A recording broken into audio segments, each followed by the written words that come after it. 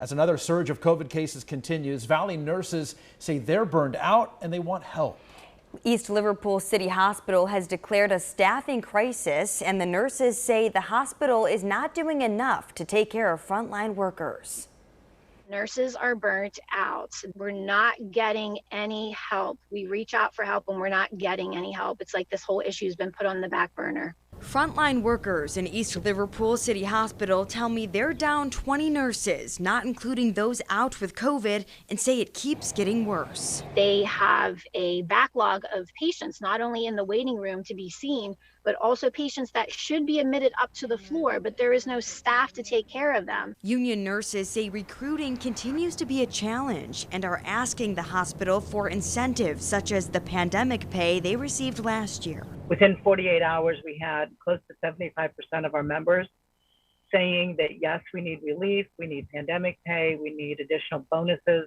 Other area hospitals are paying considerably more, and we're asking for some sort of motivation for us to come in and give those other hours.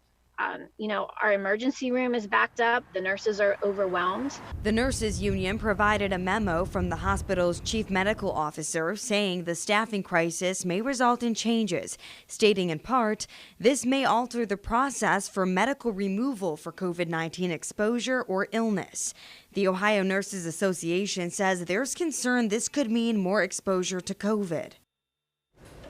Now, East Liverpool City Hospital responded in a statement saying, in part, we value our nursing team and have implemented crisis compensation programs and health and wellness support, in addition to launching a registered nurse recruitment campaign within the region. We reached out to some other local hospitals to find out if they're seeing a surge in patients.